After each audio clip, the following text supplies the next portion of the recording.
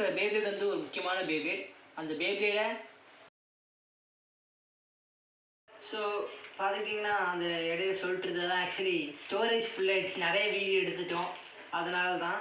ஆனால் எந்த வீடியோ அந்தளவுக்கு அப்லோட் பண்ண சாரி கைஸ். இந்த பேப்ளேட் வந்து சீரீஸ் ரொம்ப முக்கியமானது. நீங்கள் நிறைய பேர் கெஸ் பண்ண அதே பே தான். It is nothing but ultimate water act. So பார்த்தாலே கண்ணை கவர்ற மாதிரி கலரில் இருக்குது. ஆக்சுவலி இடையில ஒரு பெரிய இதுவே நடந்தது, ஸ்டிக்கர்ஸில் ஆட் பண்ணிட்டேன். ஸோ பார்த்துக்கிட்டிங்கன்னா நிறைய பேருக்கு வந்து இந்த பேர்ஸ்டோட மெக்கானிசமே புரிஞ்சிருக்காது. ஏன்னா நிறைய பேர் என்கிட்ட வந்து நிறைய யூடியூபர்ஸ் கிட்ட போய் கேட்குற மெயினான ஒரு விஷயம், ப்ரோ எப்படி ப்ரோ இதை அரேஞ்ச் பண்ணுறது, ஒன்றுமே புரியலை ப்ரோ அப்படின்னு நிறைய பேர் என்கிட்ட நான் கமெண்ட்ஸ் பார்த்துருக்கேன். அதில் கேட்டிருக்காங்க. மெயினாக பாக்கெட் டியூனோட வீடியோஸ்லலாம் அவரோட புது சப்ஸ்கிரைபர்ஸாக நிறைய தடவை கேட்டிருக்காங்க. அதெல்லாம் நான் பார்த்துருக்கேன். பாக்கெட் டியூனுக்கு தயவு செஞ்சு நீங்கள் போய் பாருங்கள். ஏன்னா அவர் பேபியை பற்றி நல்லா எக்ஸ்பிளைன் பண்ணுறாரு. எனக்கு அவரை ரொம்ப பிடிக்கும். நானும் அவரோட ஒரு ஃபேன் தான். பாக்கெட் டியூனோட இன்ஸ்பிரேஷனில் தான் நான் இந்த பேவே ஆக்சுவலி வாங்கினேன். அப்போ தான் நம்மளும் இது பண்ண முடியும்ட்டு. ஸோ மற்றபடி பார்த்துட்டிங்கன்னா ஒரு இதுவும் இல்லை. ஸோ இது வந்து மாடல் 1. ஆக்சுவலி இதில் 2 விதமாக செய்யலாம் அப்படின்னு சொல்லியிருந்தாங்க.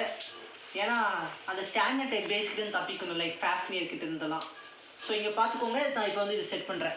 ஸோ ஃபஸ்ட் வந்து என்ன பண்ணணும்னா, இதை வந்து இப்படி போட்டு இப்படி ஃபுல்லாக திருப்பிக்கோங்க. இது வந்து மூவ் ஆகாத அளவுக்கு. அதுக்கப்புறம் செகண்ட் வந்து நல்லா டைட்டாக பிடிச்சிக்கோங்க. பிடிச்சிக்கிட்டு இது வந்து கரெக்டாக இங்கே பார்த்துக்கிட்டிங்கன்னா இங்கே வந்து ஒரே ஒரு ட்ரையாங்கிள் மட்டும் ரெக்டாங்கிள் மட்டும் உள்ளே இருக்கிற மாதிரி இருக்கும். அந்த ரெக்டாங்கிளோட ஷேப்புக்கு ஏற்ற மாதிரி இங்கேயும் ஒரு இது இருக்கும். கரெக்டாக அதுக்கேற்ற மாதிரி வச்சுக்கிட்டு உள்ளே போட்டிங்கன்னா அது உள்ளே போயிடும். அப்போ வந்து இது வந்து நீங்கள் ஃபுல்லாக வந்து இப்படி சுற்றி வச்சுருக்கணும். இப்படி வந்து டைட் ஆக்கிறதுக்கு, இப்படி வந்து லூஸ் ஆக்கிறதுக்கு. இப்படி ஃபஸ்ட்டு லூஸ் வச்சுக்கணும். அப்போ வந்து கரெக்டாக நீங்கள் ஏற்ற மாதிரி இதை இப்படி வச்சு இப்படி ரெடி பண்ணிட்டு இப்படி சுற்றுனீங்கன்னா டைட் ஆகிடும். So this is ultimate water act. So கீழே பார்த்துக்கிட்டிங்கன்னா இதோட டிப் வந்து இன்னும் கொஞ்சம் ஷார்ப்பாக கொடுத்துருப்பாங்க. ஆக்சுவலி நான் இதை வந்து நல்லா பெண்ட் பண்ணணும். அதாவது இது வந்து அப்படியே இப்படி ஸ்லைடிங்காக போகும்.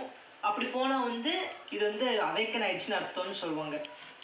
இது வந்து இன்னும் டைட்டாக போட்டால் எனக்கு கம்ஃபர்டபுளாக இருக்கும். ஏன்னா இது பர்ஸ்ட் ஆகாமல் இருக்கும் அப்போ தான். ஸோ மற்றபடி பார்த்துக்கிட்டிங்கன்னா இதில் ஒரு பிரச்சனையும் இல்லை. நம்ம ஸ்ப்ரிங் லான்ச்சரை பற்றி நான் உங்களுக்கு ஆரம்பத்தில் வீடியோ சொல்லிட்டேன். இது வந்து இதுவாகுன்ட்டு ஓகே. அதுக்கப்புறமா வந்து இப்போ நம்ம வந்து லான்ச்சிங் காமிக்கிறதுக்கு முன்னாடி நான் திருப்ப சொல்லிக்கிறேன். தயவுசெய்து நம்ம டிஸ்கிரிப்ஷனில் கொடுக்குறதெல்லாம் போய் பாருங்கள். ஒருவேளை உங்களுக்கு நான் வந்து புதுசாக ஒரு பேப் டீம் ஆரம்பிக்கலான்னு இருக்கவரோ அதை ஜாயின் பண்ணுன்ற ஐடியா இருந்துச்சு கமெண்ட் செக்ஷனில் சொல்லுங்கள். அதுக்கப்புறமா வந்து நான் உங்களுக்கு கண்டிப்பாக இது பண்ணுறேன். முடிஞ்ச என்னோடய ஃபேஸ்புக்கோடைய ஐடி எனக்கு ஞாபகம் இல்லை. ஃபேஸ்புக்கோட ஐடி நான் தனியாக ஒரு போஸ்ட்டில் போடுறேன். அதை பார்த்து நீங்கள் ஃபேஸ்புக்கில் வந்து என்கிட்ட ஃப்ரெண்டு ரெக்வஸ்ட் கொடுங்க. அதுக்கப்புறமா நீங்கள் அதில் போய் இது பண்ணுங்கள், பேசுகிற சேட் ஆப்ஷனில் வந்து என்கிட்ட நான் உங்களுக்கு கூட சேர்கிறதுக்கு விருப்பம் இருக்குது அப்படின்னு சொன்னீங்கன்னா கண்டிப்பாக நான் உங்களுக்கு சேர்த்துக்கிறேன். நான் ஒன்றும் சொல்ல மாட்டேன். ஏன்னா இப்போவே என்கிட்ட ஆள் பேர் கம்மியாக தான் இருக்காங்க. ஏன்னா இப்போதைக்கு ஒரு 6 இல்லை 8 பேர் தான் இருப்பாங்க.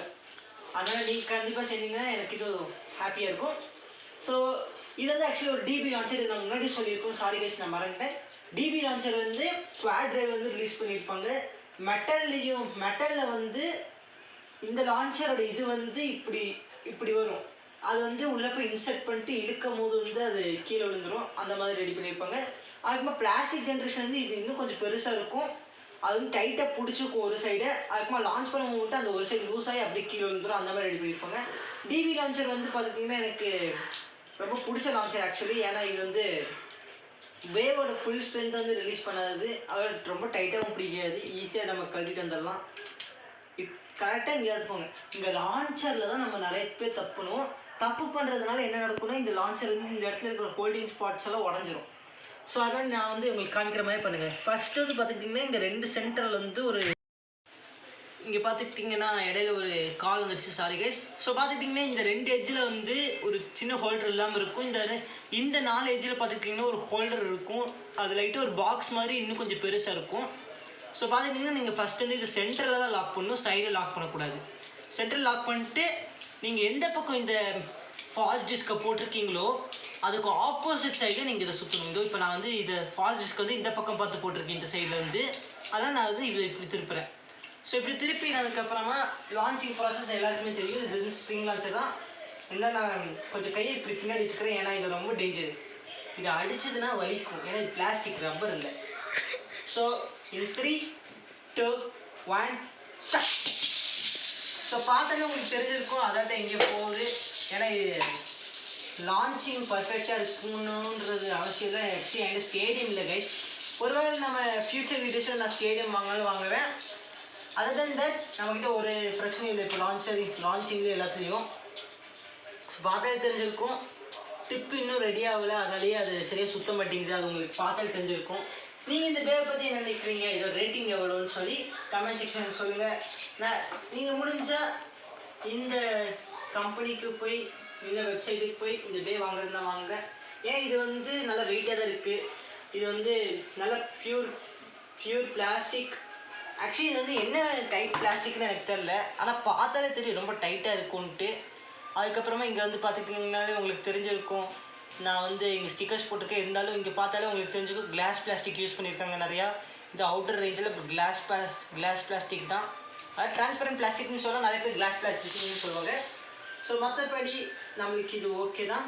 அதுக்கப்புறமா தயவு செஞ்சு இன்னொரு விஷயம், நீங்கள் இதை லூஸ் பண்ணும்போது மட்டும் தயவு செஞ்சு ஜாக்கிரதையாக இருக்கணும். ஏன்னா இது வந்து டைட் பண்ணுவீங்க, இப்படி யூஸ் பண்ணிங்கன்னா என்ன நடக்கும்னு பாருங்கள், இது பறந்துடும். ஆனால் ஜாக்கிரதையாக இருக்குது. ஸோ தேங்க்ஸ் ஃபார் வாட்சிங். பாய் பாய், see you, டாட்டா.